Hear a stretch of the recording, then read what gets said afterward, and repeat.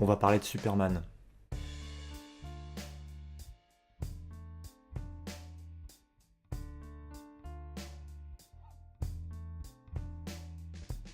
Superman est parfait pour une première vidéo. Pour une raison très simple, c'est que tout le monde le connaît. Que ce soit le grand public, le lecteur de comics, même le mec qui lit des Marvel, j'avais dit que je me moquerais pas, il connaît Superman. Parce que Superman, c'est un symbole. Bon, on va définir symbole. Alors, un symbole, c'est quoi? Je vais lire mes notes. Signe figuratif, être animé ou chose qui représente un concept qui en est l'image, l'attribut, l'emblème, le drapeau, symbole de la patrie. Personne qui incarne de façon exemplaire une idée, un sentiment, etc. Il est le symbole de la générosité. Bon là c'est t'as pas reconnu Superman, bon, voilà. Mais c'est aussi une icône. Et qu'est-ce que c'est qu'une icône? Une image religieuse peinte sur du bois. Bon bref, en l'occurrence c'est du papier glacé, mais voilà quoi. Non mais une icône c'est aussi un modèle ou un exemple à suivre. Je vais pas vous parler de ça directement. Mon premier thème n'était pas du tout celui-ci. Je voulais questionner le lien, en fait, la relation qu'il y a entre les super-héros et leurs super-pouvoirs. Est-ce que les super-pouvoirs sont des caractéristiques inhérentes du super-héros? Est-ce que ce sont justement les super-pouvoirs qui font le super-héros? Donc je me suis mis à chercher de qui je pouvais parler, et puis donc je me suis rappelé d'un entretien avec un ami, une conversation que nous avions eue sur Superman et son invulnérabilité. Mon ami se posait la question de l'intérêt de suivre les récits de Superman. Étant donné qu'il est quasiment invincible, c'est quoi l'intérêt de suivre un mec qui ne peut pas mourir en fait? Et c'est pas le premier à s'être posé cette question. Par exemple, Denis O'Neill, dans Superman Adieu Kryptonite, écrit dans la postface sur Superman, il se demande en fait quel est l'intérêt d'écrire sur un personnage capable de détruire une galaxie en levant à peine le petit doigt. Et c'est vrai, c'est une véritable question ça. Mais on verra que justement, grâce à des mecs comme O'Neill, Superman n'est pas du tout invincible. Déjà dans un premier temps, Superman est vulnérable au kryptonite, rouge, verte, dorée, voilà, à la magie, à force égale il meurt, hashtag la mort de Superman, pas mal. Et en plus de ça, Superman a quelque chose que les autres Kryptoniens n'ont pas, c'est que Superman est Clark Kent, il a été élevé sur Terre.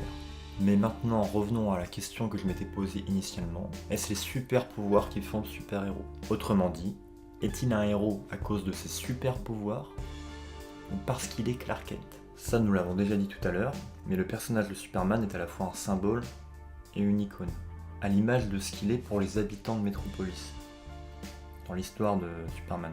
Mais pour les lecteurs, nous sommes c'est Martha, c'est Jonathan, c'est Bruce, c'est Diana Prince, bref.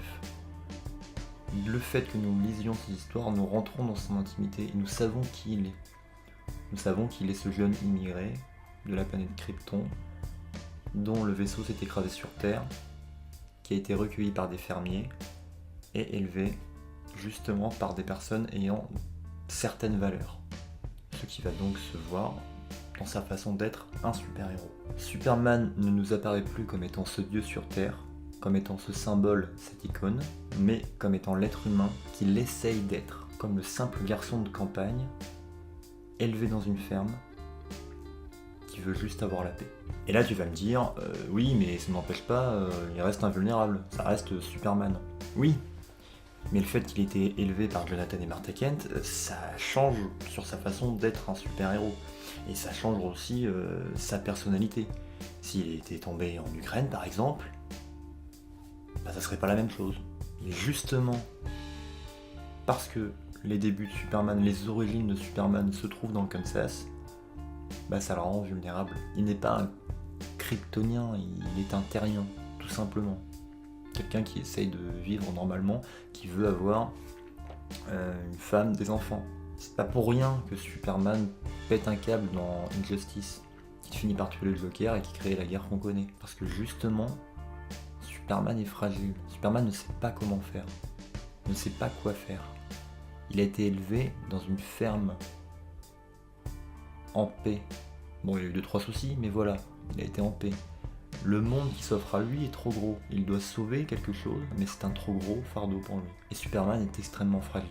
Dans le film Batman vs Superman, il y a une scène qui est absolument énorme.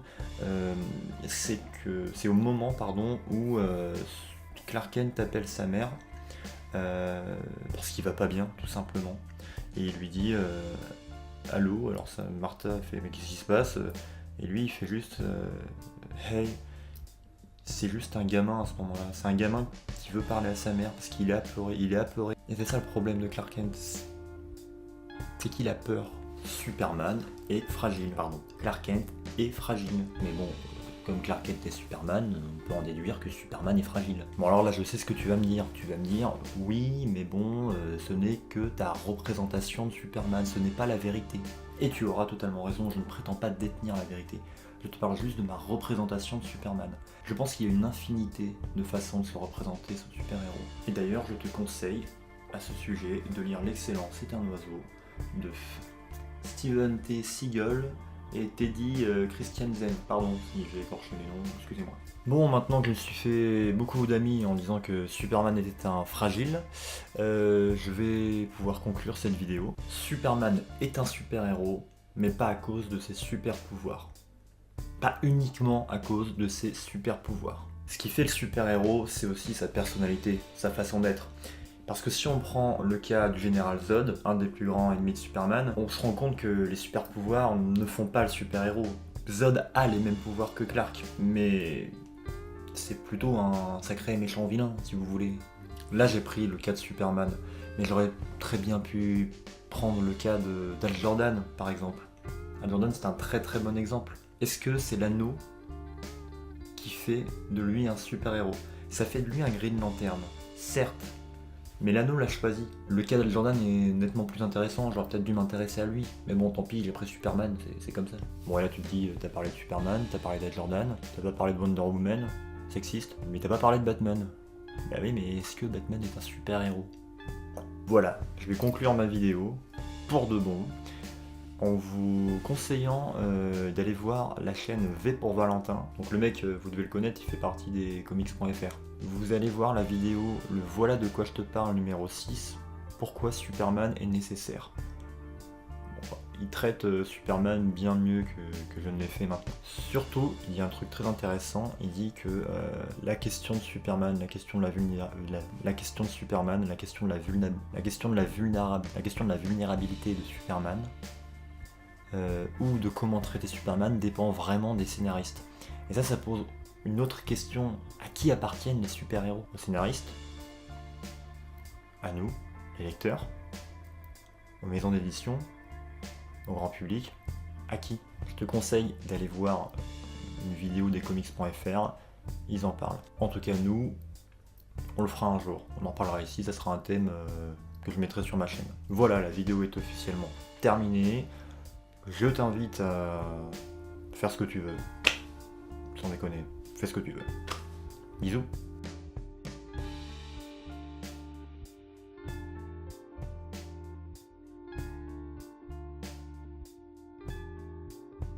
Ah oui, dans mon décor, et je pense que je le ferai à chaque fois, j'ai mis un indice concernant le prochain thème de la future vidéo.